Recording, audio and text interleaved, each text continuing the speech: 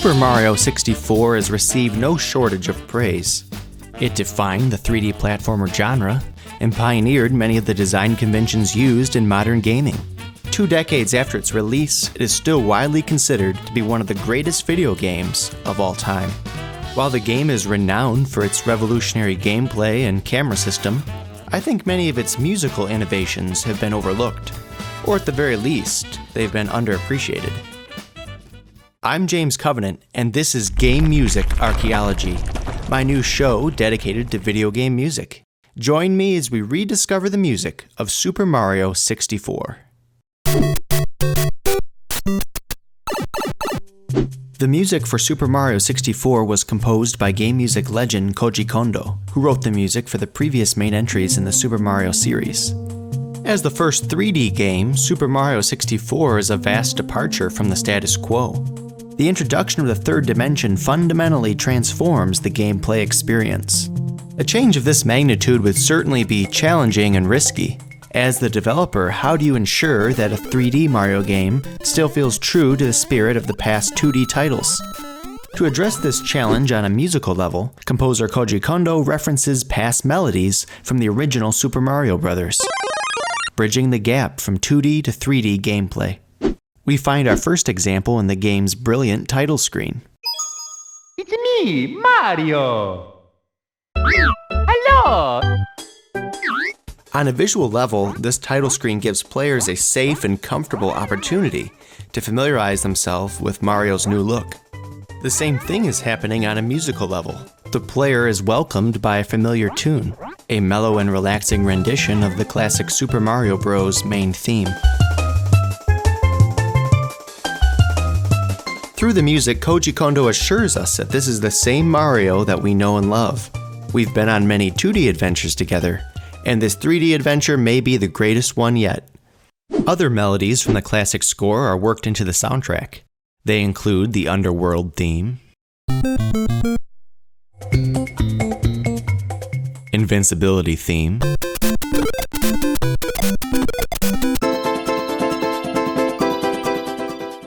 and Ending theme.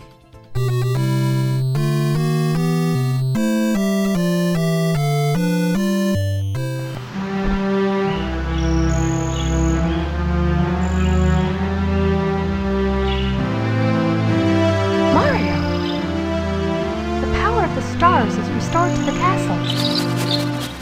But the genius of Koji Kondo is the restraint he uses when quoting his previous compositions. Mario 64 does not use the original score as a crutch, but rather as a springboard into something altogether new. For example, after the title screen, the Super Mario Bros. Main theme is never again fully stated. It is, however, alluded to in a very clever way. At the beginning of each level, the opening bar of the classic theme is quoted, grounding each new adventure in this familiar, beloved musical heritage.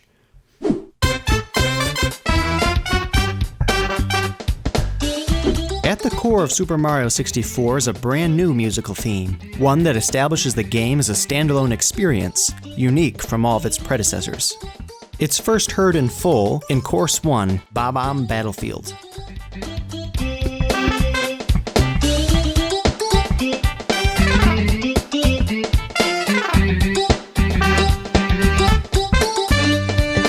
This signature melody is played across many of the game's levels, and it comes in several different arrangements. For example, the music for the slider stages is one of these variations of the main theme.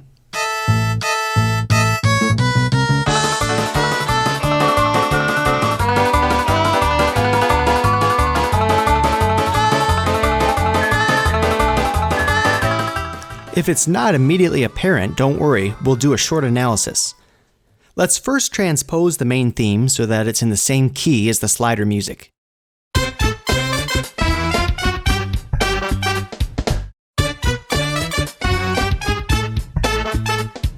Great, now let's compare the melody of each piece.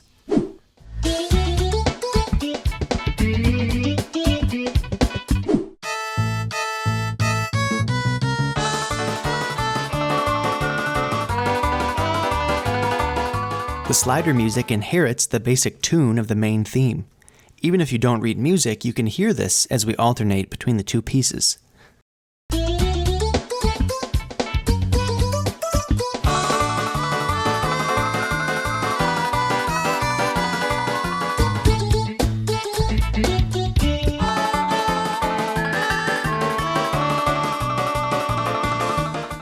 Following our analysis, it shouldn't be too surprising to notice that the snow theme is yet another variation.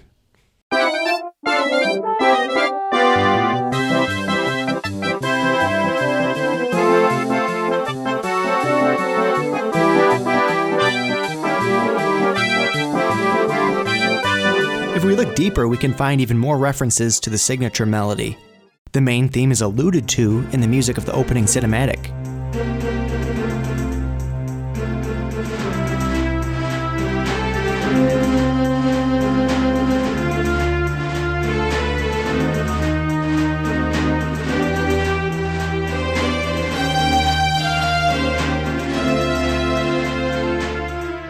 The main theme is quoted whenever Mario gets a Power Star. Even the game over music is a variation on the main theme.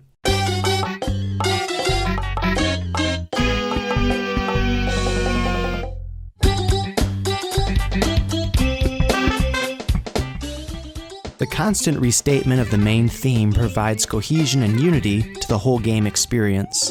Koji Kondo uses this technique to an even greater effect in the previous game, Super Mario World, but that's the topic for another episode.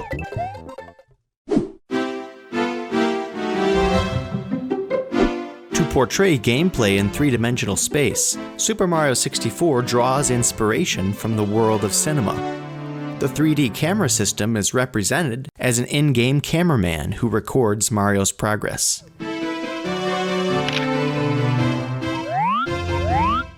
In a similar way, the game's soundtrack also relies on cinematic inspiration, with its use of leitmotif for some of the characters in the game.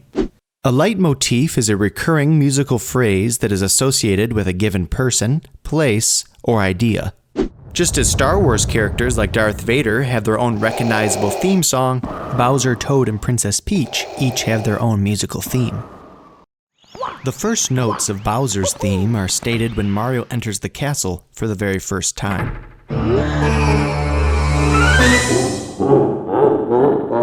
This basic motif is subsequently heard every time the player tries to open a restricted door. The player only sees Bowser a few times in the entire game, but they still develop a familiarity with his character through repeated exposure to the opening segment of his theme song. These early repetitions also make the first confrontation with Bowser more meaningful.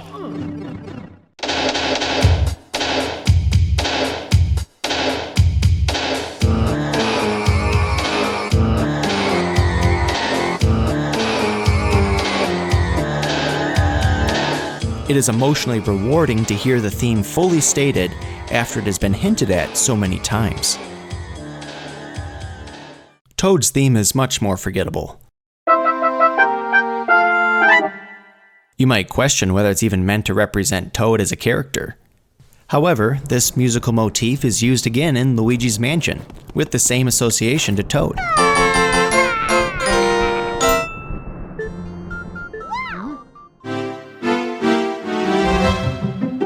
The music inside the castle walls is one of the most memorable and nostalgic tunes in the entire game.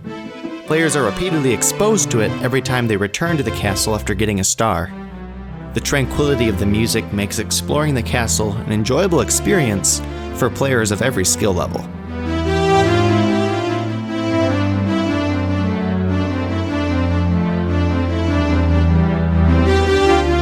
This tune, however, is more than just theme music for Peach's castle. The melody itself contains a leitmotif for Princess Peach. This motif is first used to introduce the princess in the opening cinematic, minutes before the player ever sets foot in the castle.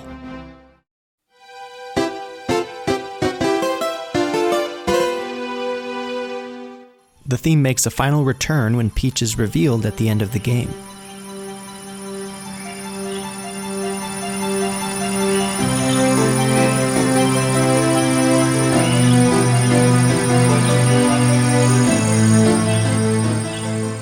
Princess Peach has even less screen time than Bowser. I would argue that her character is developed primarily through the music. In a way, all of the time the player spends in the castle listening to Peach's theme song is an opportunity to form an emotional connection to her character. Princess Peach's theme song has a legacy of its own. It's reappeared in many subsequent Mario games.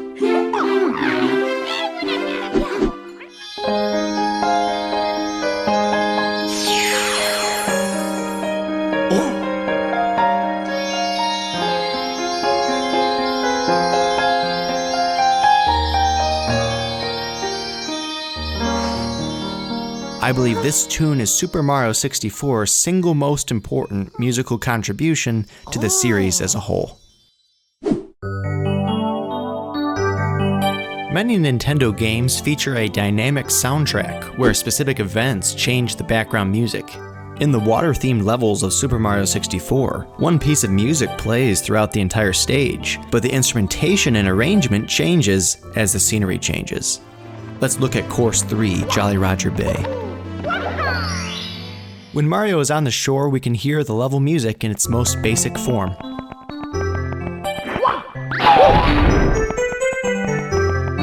When Mario goes into the water, strings are added to the soundtrack.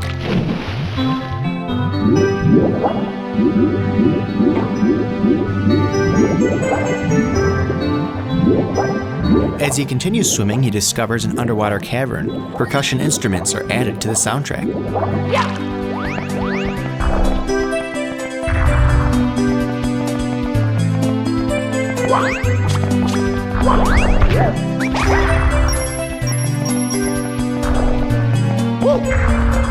This transformation is fairly subtle, and I don't think I noticed it when I first played the game as a kid.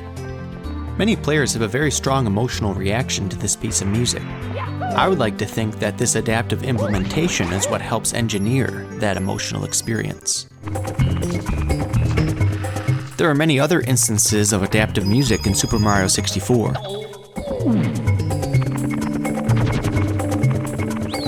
We don't have time to explore them all in this episode, but let's keep the conversation going in the comments below.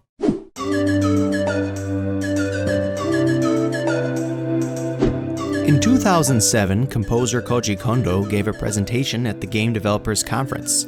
He shared some of his techniques and philosophies for implementing video game music. One of his core principles is a term he calls balance. It is essential to think of all of the music as one piece for the entire game, not simply as a collection of individual pieces. After I finish a piece, I don't present it to the director right away. I let it mature and continue working on other pieces. I then think of balancing the pieces and make changes as necessary. Koji Kondo. I think I've identified a cool example of this philosophy at work in the soundtrack of Super Mario 64. After the title screen, players must choose a game file. This file select screen has a wonderful melody played on the pan flute.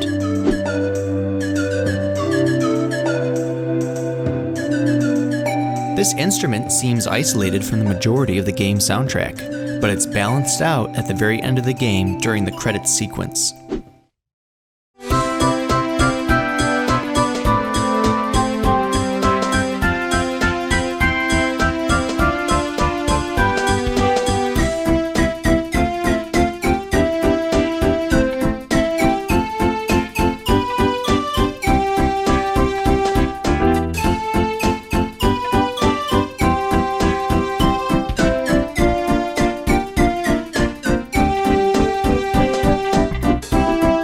The same instrument is heard at the very beginning and end of your journey, bracketing your adventure like two musical bookends. The reappearance of the pan flute enhances the bittersweet and nostalgic feeling of finishing the game. I can't prove that this was Koji Kondo's intention, but I will happily argue that it achieves this balancing effect. But this isn't the first time we've seen balance in the soundtrack of Super Mario 64. In fact, nearly everything we've discussed in this video reflects Koji Kondo's philosophy of balance. He references Mario's musical heritage at the beginning, middle, and end of the game. He builds the soundtrack around a new central theme, providing structure and continuity. He gradually develops character themes and balances those themes at the beginning and end of the narrative. and he even endows some of the levels themselves with emotional progression through his use of adaptive music. For Koji Kondo, the soundtrack of a video game is much more than simple background music. Everything is interconnected at the service of one emotional narrative.